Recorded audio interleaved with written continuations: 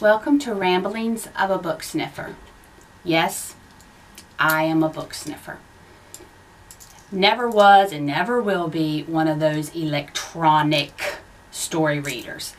I want a real book. I want a physical book. I want to be able to open the book, feel the pages, and take in the smell of the book. Take in the story. And I know, I don't say I know, I've heard that there's other people out there like me. So please, put me at ease so that I don't feel like I'm a weirdo. And comment below and let me know that you, too, are a book sniffer. In school, I was so excited for the day that we were issued our textbooks because, oh my gosh, you would hold that new, crisp, clean book in your hand, well, if you were lucky enough to get a new one, and open it up, and then wham, those books stunk. Okay, really, some of the textbooks in school really smelled bad. I can't even describe what they smelled like, but you probably know. But a lot of times you would get new ones that actually smelled really well, and that's only with textbooks. I don't think I've really ever held a regular book throughout my lifetime and opened a new book and went, oh my gosh, that just smells awful. Those smell great. But it started back then. I opened the book and smelled it, and then you just take in all the knowledge. You know, I'm one of those people that you see at a bookstore and they have a book in their hand and they're looking around and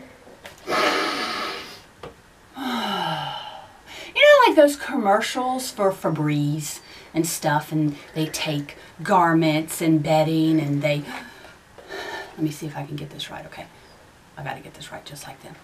Okay.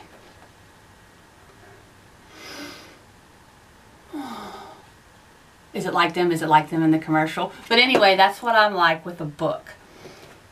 They're not big now, but that's basically what I was reading. And then about time I hit in my 30s, I was back to the nonfiction. Really rarely read any fiction books whatsoever. I mean, you name it, I probably read that genre of book. Other than, I don't think I've ever read a Western book. Not saying that I wouldn't read one. I just don't think I ever have. The deep sci-fi space things, yeah, I'm pretty sure I've never read one of those. But yes, you know, got into the Divergent series and Harry Potter and Twilight. You read all those. Dan Brown, really got into Dan Brown. And I'm also one of those that reads 4, 5, 6 books at a time. My husband is like, how do you do that? How do you not get your characters all mixed up? And that's basically why I'm reading nonfiction and fiction at the same time. The books will be so different from each other that there's no way to get the characters mixed up. And it's hard to read just one book at a time. I've done it, but you get a new book and it's like, oh my God, first, I gotta sniff it. Okay, it sniffed. But then it's like, oh, I gotta start reading it. I mean, you wouldn't have got the book if you weren't excited about reading it, right? So it's really hard to get a new book and not start reading it. And then there's other little things like, you know, I've made several trips to Walt Disney World, so I read a lot of Disney books. I really like Disney.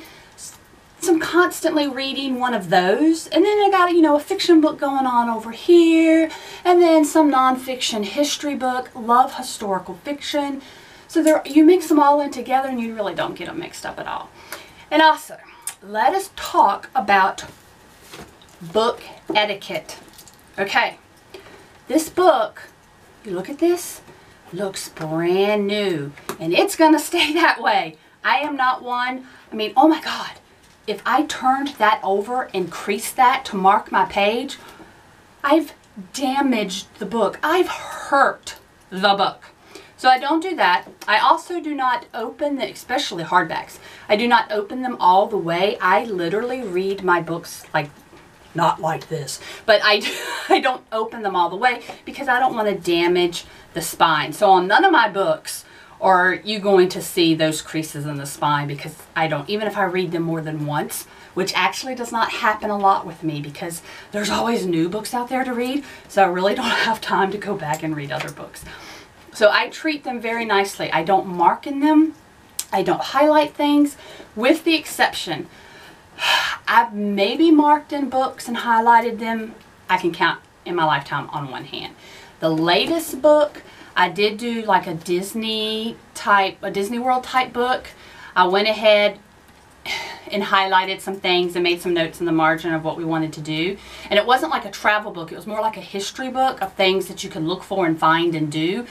And probably the only reason I wrote in it is because I already had the first version of the book, and I got the second edition, the updated edition, and I was like, oh, okay, well, I've got the first one, and that's not marked in, so I'll go ahead with this new one, and I'll go ahead and make my notes and highlight things so I can have a quick reference, because I took the book with me.